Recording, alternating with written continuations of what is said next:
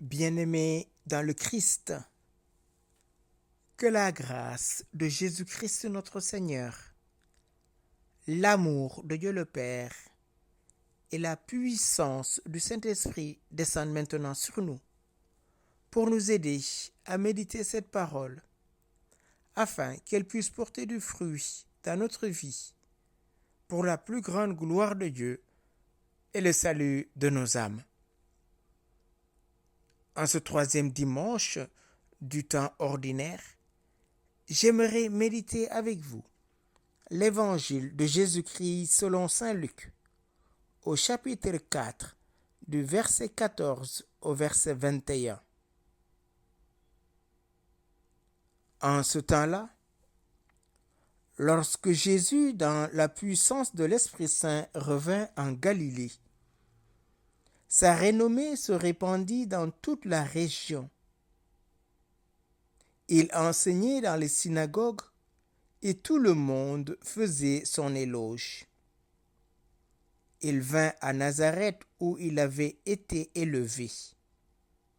Selon son habitude, il entra dans la synagogue le jour du sabbat et il se leva pour faire la lecture. On lui remit le livre du prophète Isaïe.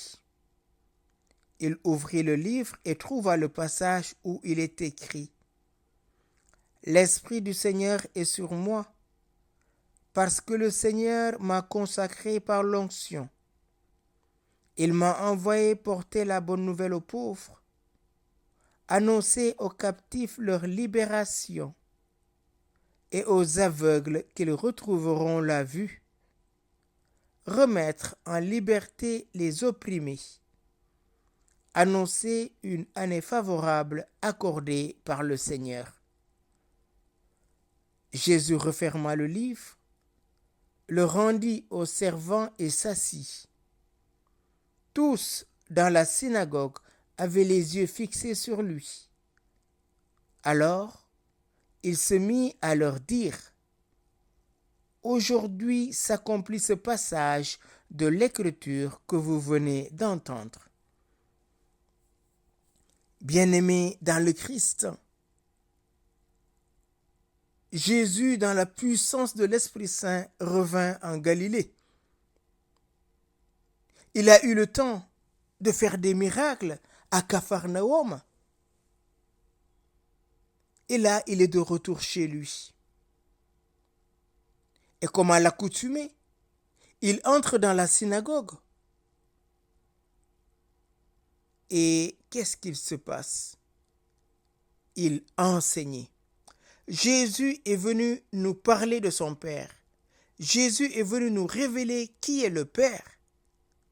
D'où la puissance de son enseignement, qui faisait l'admiration de la foule qui l'écoutait. Et tout le monde faisait son éloge.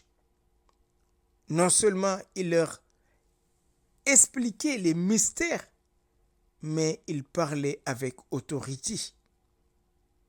Il vint à Nazareth où il avait été élevé selon son habitude. Il entra dans la synagogue le jour du sabbat et il se leva pour faire la lecture. On lui remit le livre du prophète Isaïe.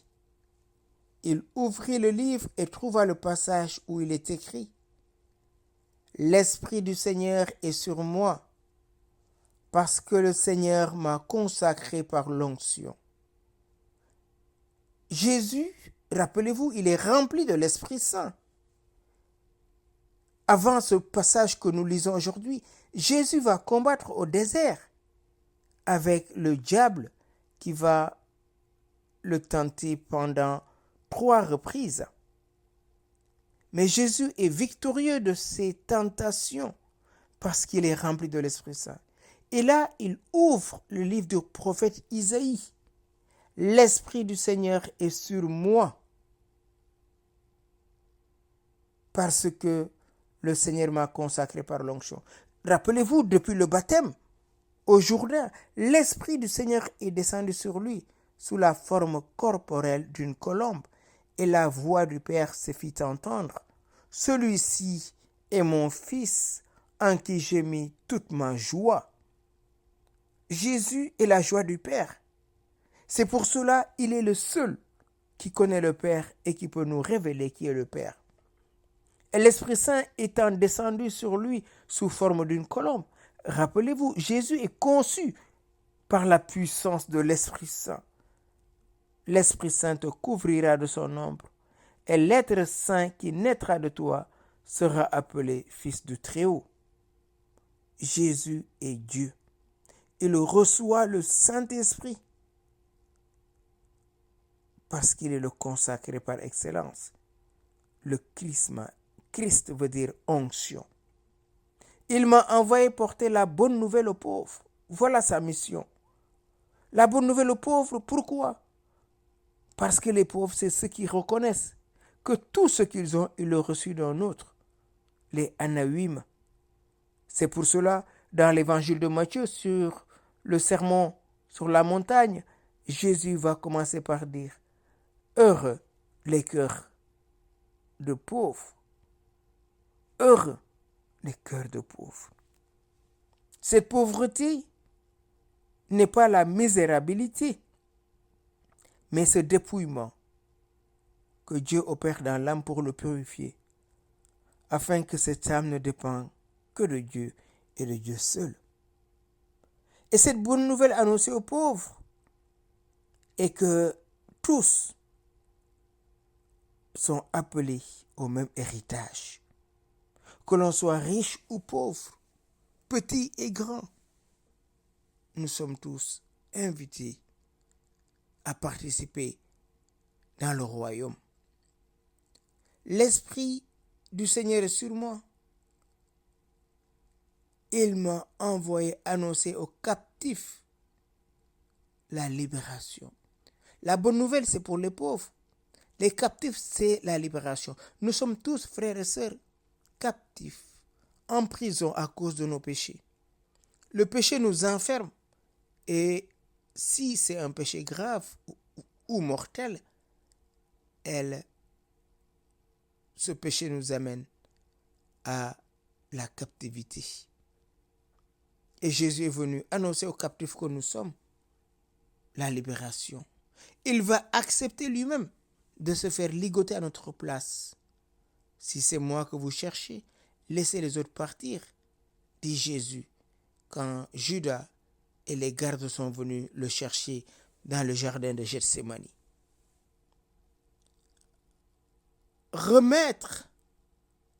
Retrouver la vue aux aveugles. Donc permettre aux aveugles de voir. Les aveugles, c'est ceux qui croient voir, c'est ceux qui croient savoir, c'est ceux qui croient pouvoir sans Dieu. Eux sont aveugles, c'est ce que Jésus dira dans l'évangile de Jean, une fois qu'il a guéri cet aveugle de naissance. Vous dites, vous voyez, c'est pour cela que votre péché demeure. Et un aveugle, frères et sœurs, ne peut pas conduire un aveugle. Reconnaître sa cécité, reconnaître ses angles morts, cela permet à Jésus de nous aider à retrouver la vue. Comme il l'a fait pour cet aveugle à qui il a mis la salive et oindre ses yeux avec la boue. Ainsi, Jésus veut venir nous libérer de tout ce qui nous empêche de voir sa gloire dans notre vie. Et Jésus continue. Une fois que les aveugles ont retrouvé la vue, remettre en liberté les opprimés, annoncer une année favorable accordée par le Seigneur. Voici, frères et sœurs, la mission du prophète Isaïe, qui devait être la mission du Messie. Et Jésus leur dit, ces paroles que vous venez d'entendre, c'est aujourd'hui qu'elles s'accomplissent. Ces paroles que vous venez d'entendre, il est venu pour accomplir, non pas abolir. Et cette prophétie d'Isaïe trouve sa place dans la mission de Christ. Jésus est venu libérer les captifs. Il dévoile son identité. Nous avons du mal à imaginer l'audace que représente cette affirmation de Jésus. Car pour tous ses contemporains, ce texte vénérable du prophète Isaïe concerne bien sûr le Messie. Seul le roi Messie, quand il viendrait, pourrait se permettre de dire « L'Esprit du Seigneur est sur moi » parce que le Seigneur m'a consacré par l'onction. Car dès le début de la monarchie, le rituel du sacré des rois a comporté un rite d'onction d'huile. Cette onction était le signe que Dieu lui-même inspirait le roi en permanence pour qu'il soit capable d'accomplir sa mission de sauver le peuple. On disait alors que le roi était Machia, un mot hébreu qui désigne tout simplement frotter d'huile. C'est ce mot Machia qui se traduit par Messie et Christos en grec, celui qui a reçu l'onction. À l'époque de Jésus, frères et sœurs, il n'y avait plus de roi sur le trône de Jérusalem. Et on attendait, bien sûr, celui qui va venir libérer Israël du joug des Romains. C'est pour cela, les disciples à un moment donné disent à Jésus, « Mais quand est-ce vas-tu établir le règne en Israël ?» Jésus, en lisant cette parole du prophète Isaïe, est en train de montrer au peuple qui est là, suspendu à ses lèvres, que le Messie attendu, c'est lui. C'est lui qui a reçu l'onction du Père. C'est lui le Fils bien-aimé du Père. L'œuvre de l'Esprit Saint à travers la consécration de Jésus nous montre que oui, Jésus est réellement rempli de l'Esprit Saint et toute sa vie est pour nous dévoiler le Père. Toute sa vie est pour nous montrer que oui, sans lui, nous ne pouvons rien faire. Jésus est venu ouvrir les yeux de notre cœur, ouvrir les oreilles de notre cœur pour nous aider à écouter sa parole, pour nous aider à vivre de lui, par lui et en lui. Demandons-lui maintenant, par la puissance de l'Esprit Saint, la grâce d'accueillir sa parole, de nous laisser façonner par le Saint-Esprit. Oui, en cette nouvelle année, nous pouvons reprendre ces paroles de Jésus comme une prière. L'Esprit du Seigneur est sur moi. Oui, Seigneur, en cette nouvelle année, répands sur nous en plénitude ton Esprit Saint. Rends-nous dociles à ces célestes motions pour que nous puissions ouvrir les yeux des aveugles, faire entendre les sourds, faire marcher les boiteux et donner l'espérance à ceux qui sont découragés. Redonner la force à ceux qui sont abattus. Redresser ceux qui sont courbés et annoncer une année de grâce. Oui, Seigneur, Esprit Saint, nous voulons vivre tout au long de cette année avec toi, en toi et pour toi. Rends-nous dociles à tes célestes motions et viens toi-même œuvrer dans nos vies. Viens faire tomber les écailles de nos yeux. Viens briser tous les chaînes qui nous retiennent dans le péché, loin de toi. Et nous te demandons pardon pour toutes les fois où nous t'avons contristé, Esprit Saint. Pour toutes les fois où nous avons été la flamme en nous. Ô Saint-Esprit, viens nous restaurer. Viens nous fortifier. Viens nous embraser du feu de ton amour. Afin que cette nouvelle année soit l'accomplissement de la parole de Christ. C'est aujourd'hui que s'accomplit cette parole de l'Écriture. Amen, Maranatha.